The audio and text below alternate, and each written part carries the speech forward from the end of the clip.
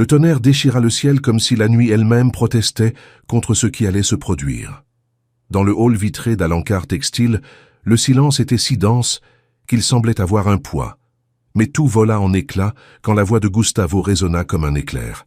« J'ai ordonné qu'on ouvre ce portique immédiatement. » Le cri vibra contre les murs, faisant trembler les secrétaires et arrêter les analystes en plein clavier. Le bruit sec du tourniquet bloqué, pi, coupa l'air comme une insulte directe à son autorité.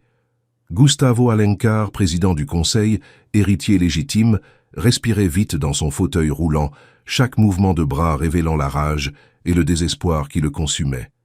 Le tourniquet ne reconnaissait pas son badge. Le système ne le reconnaissait plus. C'était comme s'il avait été effacé. De l'autre côté, Ferreira, le chef de la sécurité, fixait le sol comme un enfant pris en faute. « Désolé, docteur Gustavo. Ordre supérieur. » Gustavo serra les jantes de son fauteuil si fort que ses phalanges blanchirent. « De qui ?» Il connaissait déjà la réponse, mais il voulait l'entendre. « Du docteur Rogerio. » Ce fut comme un coup de poing. Le cœur de Gustavo battit plus fort, pulsant dans sa gorge. Le cousin, la sangsue, l'usurpateur. Il leva les yeux vers l'escalator qui menait à la mezzanine. Là, comme invoqué par la haine même, Rogerio apparut dans son costume bleu marine impeccable et ce sourire cynique qu'il arborait toujours quand il s'apprêtait à écraser quelqu'un. « Cousin, quelle scène déplorable, hein? On dirait que tu as perdu le contrôle. » Gustavo serra les dents. « Descends ici tout de suite et fais ouvrir ce portique. » Rogerio rit, un rire doux, étudié, humiliant. « Pourquoi faire? Tu n'as pas de vote aujourd'hui. Tu es suspendu. Et puis, tu sais bien. Les personnes avec des limitations émotionnelles ne devraient pas diriger une entreprise. » Le mot « limitation » tomba comme une insulte. Certains employés reculèrent, mal à l'aise, mais personne n'osa le défendre. Gustavo heurta violemment le tourniquet avec son fauteuil, essayant de forcer le passage. Les agents de sécurité l'entourèrent comme des chiens dressés. Rogerio ouvrit théâtralement les bras. « Tu veux monter? Monte, mais l'ascenseur est hors service. » Gustavo regarda le panneau. Il était allumé. Rogerio mentait sans ciller. « Alors monte par l'escalier, Gustavo. Ce n'est que 3 étages. Si tu es encore un leader, prouve-le. » Les mots résonnèrent trop profondément. Quelque chose se brisa en lui. Il bloqua les roues et se jeta en avant. Son corps s'écrasa lourdement sur le marbre. L'impact arracha un gémissement que personne n'oublierait jamais. Il tenta de se traîner, les bras tremblants, le costume traînant au sol comme un chiffon inutile. Des employés filmaient, d'autres murmuraient. Personne n'aidait. Il était le roi déchu, et tous regardaient en sa chute comme un spectacle. Ce fut alors que le seau heurta le sol avec violence, éclaboussant de l'eau de javel et brisant le silence. Talita. Elle se tenait à quelques mètres, le balai brosse encore dégoulinant. Ses yeux brûlaient d'indignation. Un feu différent, ancestral. Quand elle vit Gustavo au sol, la scène lui transperça la poitrine comme une lame.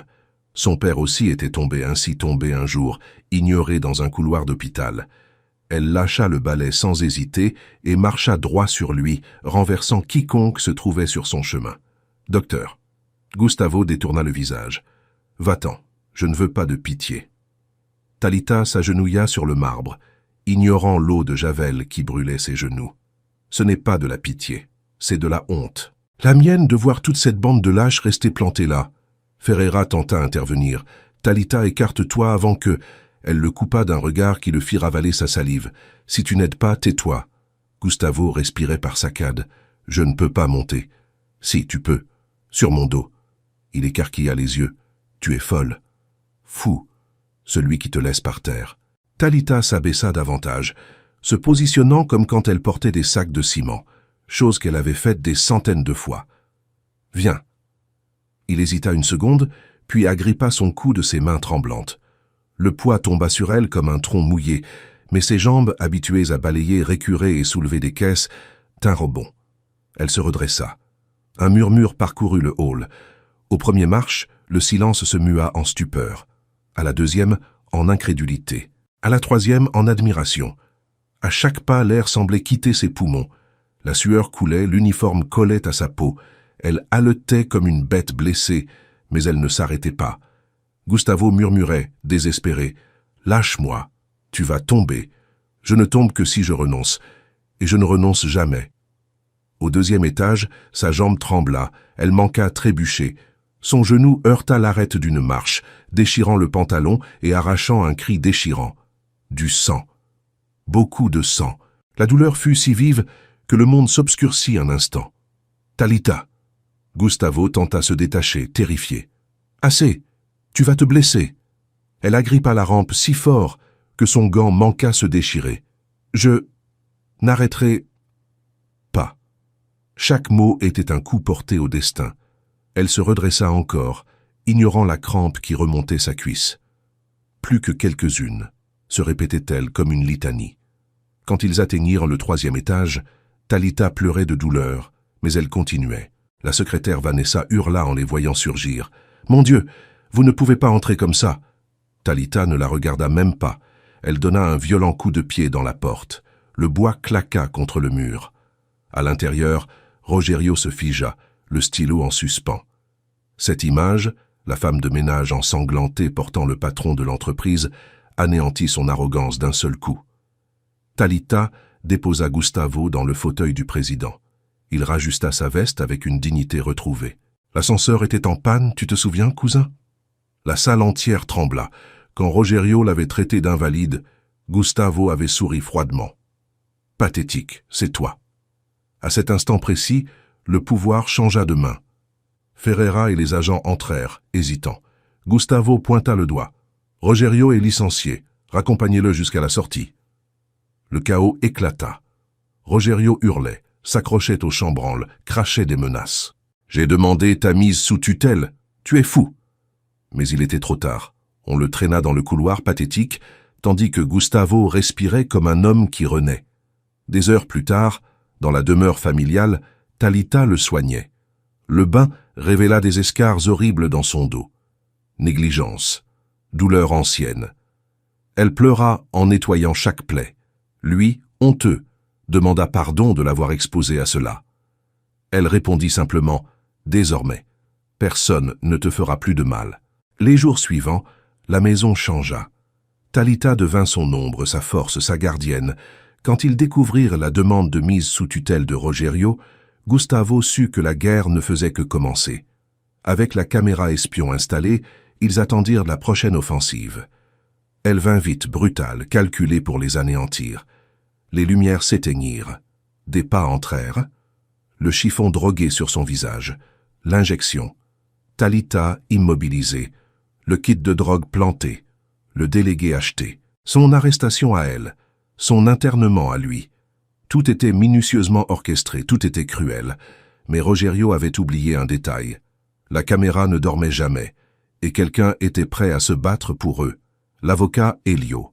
Pendant que Gustavo était attaché sur un lit blanc de clinique et que Talita était poussée dans une cellule puante, la montre noire continuait d'enregistrer la vérité qui les sauverait tous les deux. Et tandis que Gustavo restait ligoté au lit blanc, luttant pour garder sa conscience, une nouvelle flamme s'allumait en lui, non pas de colère, mais de dessein. Il ne se battait plus seulement pour lui, il se battait pour Talita. La porte de la chambre s'ouvrit doucement. Donna Celia revint, tenant un plateau repas. Ses pas étaient courts, presque silencieux, mais ses yeux trahissaient la peur. « Petit, on dit dehors que Rogerio revient ici ce soir. » Gustavo ferma les yeux un instant, rassemblant ses forces. « Tu as vu la vidéo ?» Celia secoua la tête. « Je ne veux pas la voir pour ne pas être complice, mais j'ai vu le changement dans ton regard. Tu ne délires pas. » Elle posa le plateau sur la table de chevet, inspira profondément et colla l'oreille contre la porte. Rien. Elle revint et chuchota. « Je vais t'aider à sortir d'ici, mais il faut faire semblant que tu es encore shooté.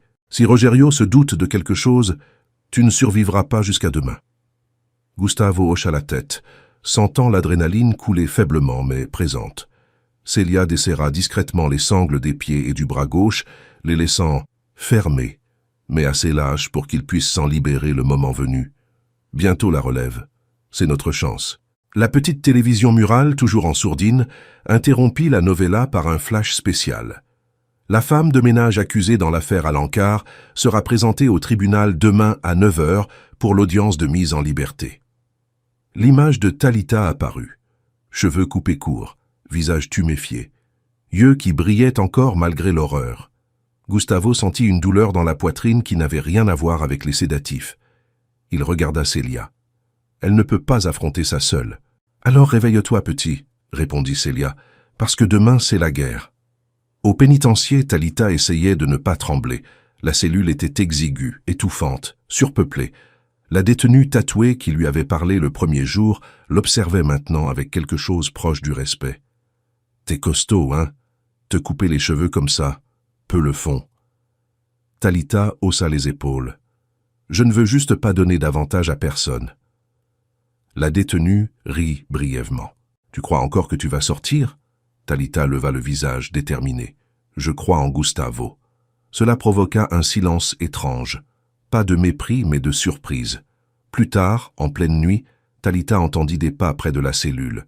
Elle crut à une ronde, mais c'était une voix connue, et son cœur s'arrêta. Elio? L'avocat âgé apparut de l'autre côté des barreaux, accompagné d'une gardienne. « J'ai obtenu l'autorisation de te parler quelques minutes. Le juge l'a permis à cause de nouvelles preuves. »« Vous avez trouvé la montre ?» demanda Talita en agrippant les barreaux. Elio sourit, fatigué mais victorieux. « Je l'ai visionnée. La vidéo est parfaite. Rogerio s'est incriminé tout seul. Demain, la salle va s'écrouler sur lui. » Talita inspira profondément, comme si le monde lui rendait enfin un peu d'air. « Et Gustavo ?» Elio hésita.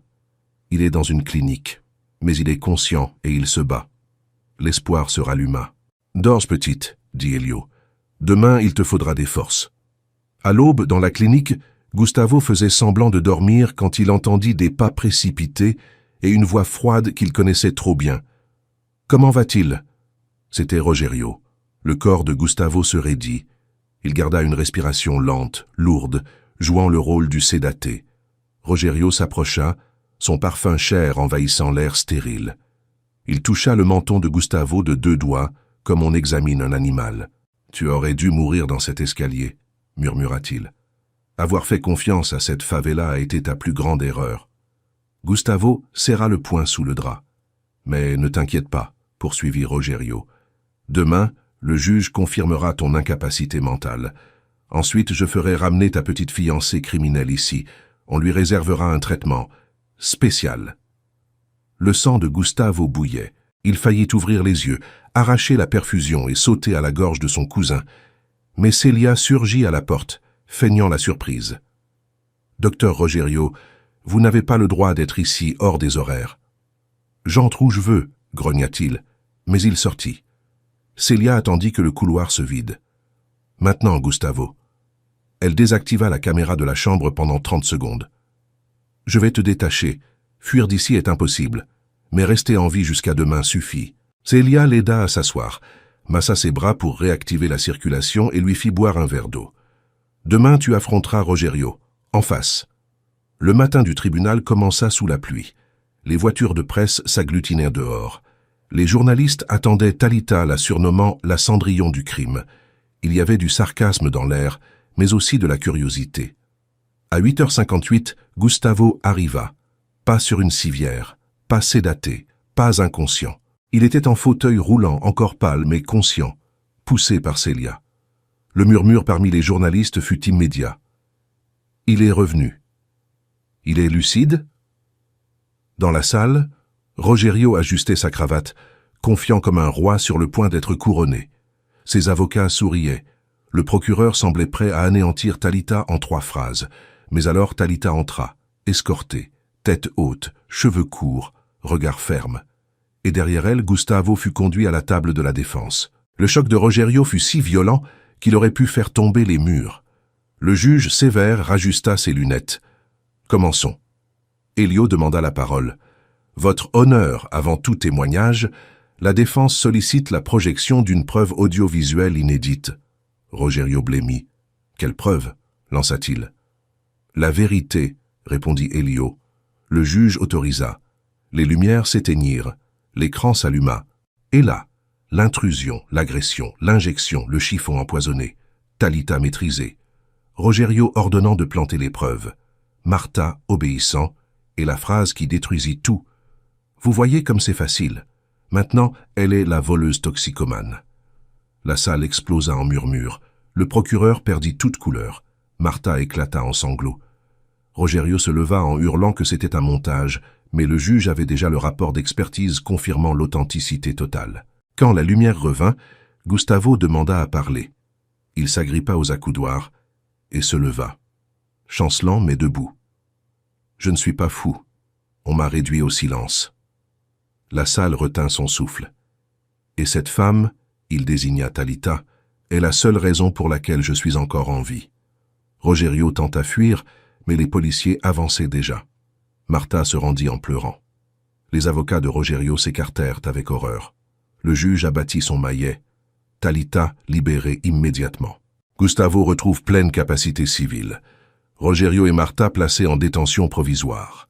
Annulation de la vente de l'entreprise. Talita ôta ses menottes, regarda ses mains libres et courut vers Gustavo. Leur étreinte fut si forte que la salle applaudit. Le pire était fini. Le futur enfin commençait. La salle d'audience vibrait encore du choc.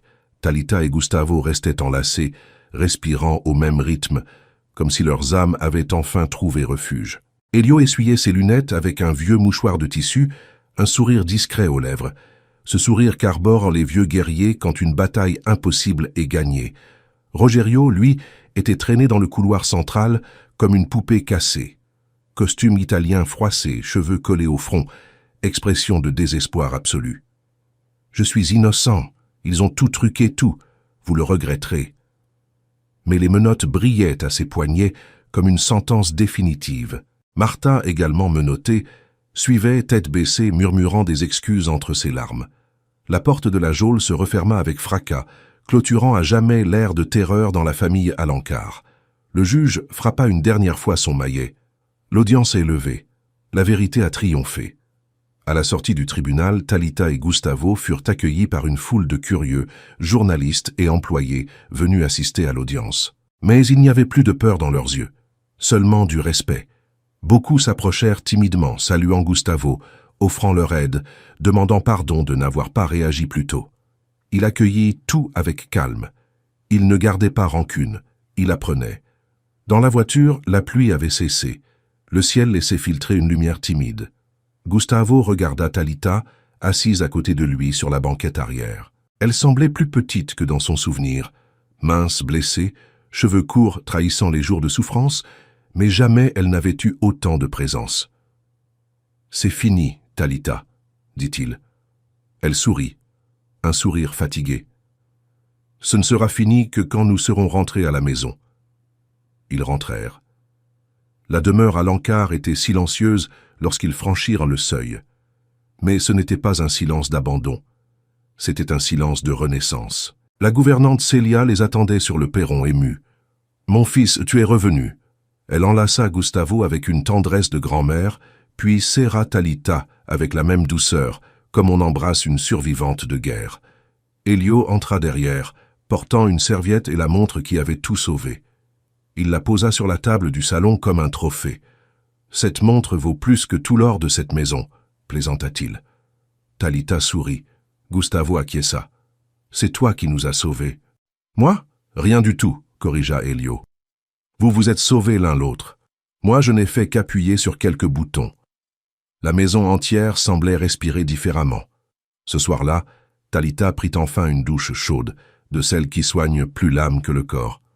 Gustavo, assis près de la porte, attendit patiemment, écoutant l'eau couler et remerciant silencieusement qu'elle soit là, vivante, libre, forte. Quand Talita sortit, vêtue d'une grande chemise propre, elle trouva Gustavo qui l'attendait. « Talita !» Elle s'approcha lentement. Il tendit la main, elle la prit. « Tu as porté mon corps quand je ne pouvais plus marcher. Maintenant, je veux porter ta vie avec la mienne. » Elle offrit un sourire qui illumina toute la pièce. Les jours suivants furent ceux de la reconstruction. Gustavo reprit officiellement le contrôle de l'entreprise. La justice bloqua tous les biens détournés par Rogerio, annula les décisions frauduleuses et restitua le patrimoine familial. Alencar Textile respirait soulagé, comme débarrassé d'une peste. Les employés fêtaient discrètement. Ferreira présenta sa démission en pleurant de honte, mais Gustavo la refusa. « Tu as fauté, mais tu as aussi le droit de recommencer. Reste, mais cette fois, sois du bon côté. » Ferreira étreignit son patron en larmes. Dans la demeure, Talita fut officiellement engagée comme assistante personnelle de Gustavo, mais le titre était symbolique. Elle était son cœur, sa force, sa partenaire.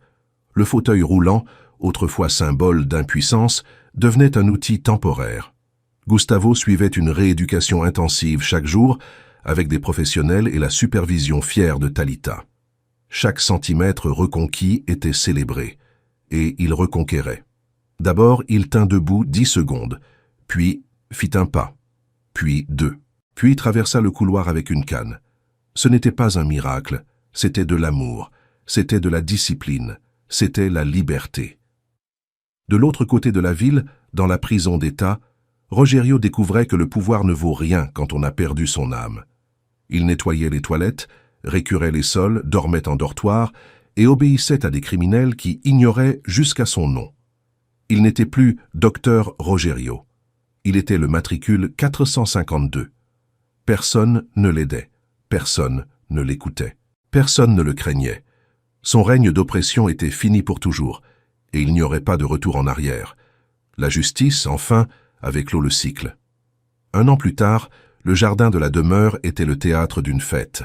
Ballons blancs, musique douce, odeur exquise de gâteaux tout juste sortis du four.